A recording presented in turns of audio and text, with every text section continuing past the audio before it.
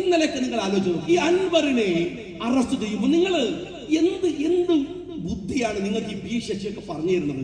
ഞാൻ അറിയാണ്ടിരിക്കുക. അൻവറിനെ സംബന്ധിച്ചിടത്തോളം അദ്ദേഹം തന്നെ എങ്ങനെയാണ് അദ്ദേഹത്തിന്റെ ഒരു പൊളിറ്റിക്കൽ പ്ലേസ്മെന്റിന് അദ്ദേഹം എങ്ങനെ ശക്തമായി നിൽക്കുന്ന സമയത്താണ് കൃത്യമായി കേരളം അഡ്രസ് ചെയ്യേണ്ട മലയോര കർഷകരുടെ സമരത്തിന്റെ മുൻനിരയിലെ രക്തസാക്ഷിയായി നിങ്ങൾ അയാളെ കൊണ്ടുപോയിട്ട് അറസ്റ്റ് ചെയ്യുന്നത്. നിങ്ങൾ മനസ്സിലാക്കണം. അവിടെ എത്തണം. എന്നിട്ട് അൻവർ അവിടെ എത്തുമ്പോ ഈ മലയോര കർഷക സമരങ്ങളിൽ ഈ അടുത്ത കാലത്ത് നടന്നിട്ടുള്ള സംഘീ കമ്മ്യൂണിസ്റ്റ് കള്ളക്കളിയുണ്ട്.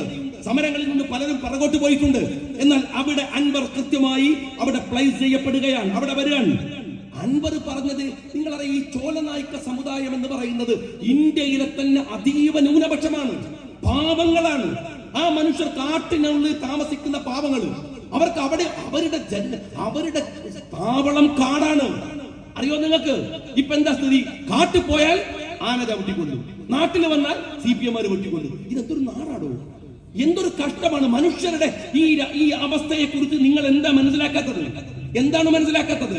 ഞാൻ ഈ ഓണംപള്ളിയിലെ പ്രവർത്തക സുഹൃത്തുക്കളോട് പറയുന്നത്, നിങ്ങൾ ഈ സമ്മേളനം നടത്തുമ്പോൾ നിങ്ങൾ ഈ കെട്ടിയ കൊടികള്, ഇവിടുത്തെ തോരണങ്ങള്, നിങ്ങളുടെ മനസ്സിനകത്തുള്ള ഒരു പച്ചയുടെ അല്ലെങ്കിൽ ഈ ഹരിതാപതയുടെ ഒരു മനോഹരമായ ഒരു ആവേശമുണ്ട്, പ്രത്യേകിച്ച് എന്റെ മുമ്പ് നിൽക്കുന്ന കാരണവന്മാർക്ക്.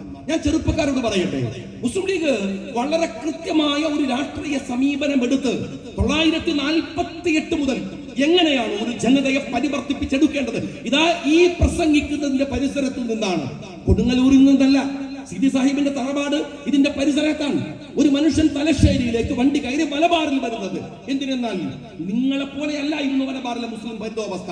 കാരണം അത്രമേൽ തകർന്നു പോയൊരു ഇടം, 921 കലാപത്തിൽ നിന്ന് തകർന്നു തരിപ്പണമായി പോയത്.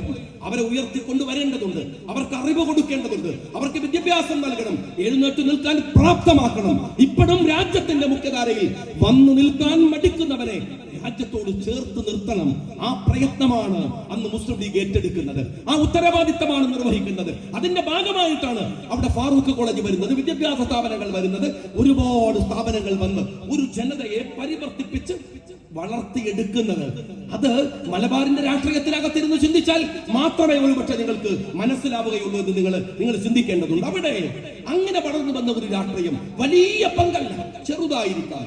ചെറിയ ചെറിയ സംഘങ്ങൾ എന്തെല്ലാം അത്ഭുതങ്ങളാണ് ഉണ്ടാക്കുന്നത് എന്ന് വിശുദ്ധ ഖുർആൻ നിങ്ങളോട് ചോദിക്കുന്നുണ്ട്. സ്നേഹമുള്ളവരെ, ആ ചെറിയ സംഘം നിങ്ങൾ അറിയുമോ? ഈ അടുത്ത് നമ്മയൊക്കെ അസ്വസ്ഥതപ്പെടുത്തിയതാണ് ഇന്ത്യയിലെ കോടതികൾ, കീഴ്ക്കോടതികൾ സർവേക്ക് കൊടുക്കുക, പള്ളികളിൽ എന്താണ് ബിംബങ്ങൾ ഉണ്ടെന്ന് പറഞ്ഞ് കുഴപ്പമുണ്ടാവുക, സമ്പലിൽ ആളുകൾ മരിക്കുക, പിന്നെയും വാദങ്ങൾ ഉയരുക.